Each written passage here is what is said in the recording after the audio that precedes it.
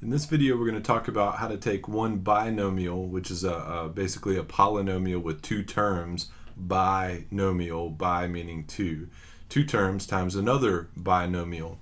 And the way this is commonly taught is using something called the FOIL method.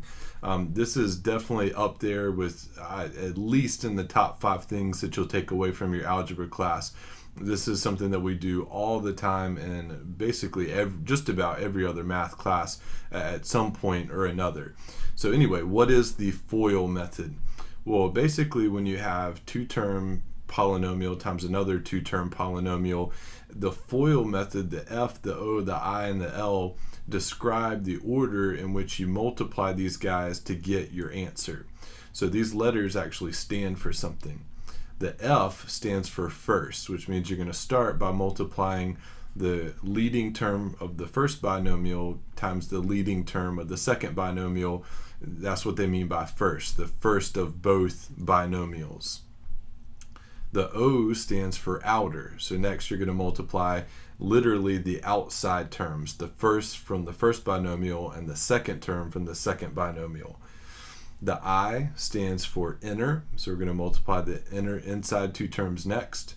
And the letter L stands for last, for the last two terms of the binomial. So just remember first, outer, inner, last. And this is what we call the FOIL method. So we'll run through a couple examples and we'll see if we can illustrate this. So here we have a binomial x minus 5 times a binomial x plus 7. So we're going to multiply these using FOIL, first, outer, inner, last. So the first, the F, would be x times x. That'll be x squared. And if you want to, you can even draw little arrows for what you're multiplying here. So there's the first. The outer, and maybe I'll color code these. The outer would be x times 7, or 7x. The inner, the inside, would be minus 5 times x, which will be minus 5x. And then lastly, we'll have the L, the negative 5 times 7, which will make minus 35. So here's, in some sense, our answer. Now, what we do need to look for in our answer is any like terms that we might have. Because when we multiply the first, the outer, the inner, the last, and we get these 4 different terms, some of these might both have x's, or they might both have x squareds, or they might have more than one constant, or who knows what you might have. But you should scan your answer to see if there are any like terms. And I actually see a couple. I see this one and this one, the plus 7x and the minus 5x. Those are like terms. So our final answer would be x squared plus 2x, that's plus 7x minus 5x, and minus 35, and we're done. This answer, x squared plus 2x minus 35, that's the product of x minus 5 and x plus 7. And the way that I got it was I used the FOIL method. Let's wrap up this video with one last example. Let's say we had 2y cubed plus 1 times y minus 5.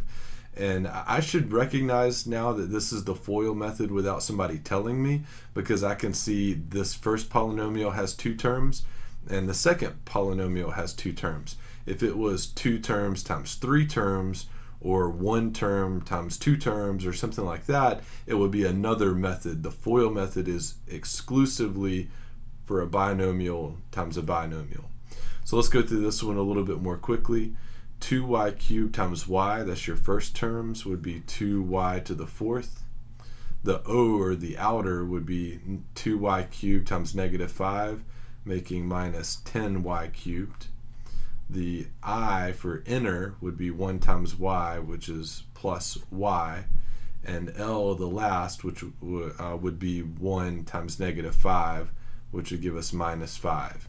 Take a quick look. I see if I have any like terms. I don't. They're all independent of each other. 2y to the 4th minus 10y cubed plus y minus 5. So I'm done. So anyways, that's the FOIL method. Like I said, this is an extremely important concept. So practice lots and lots of FOIL example problems.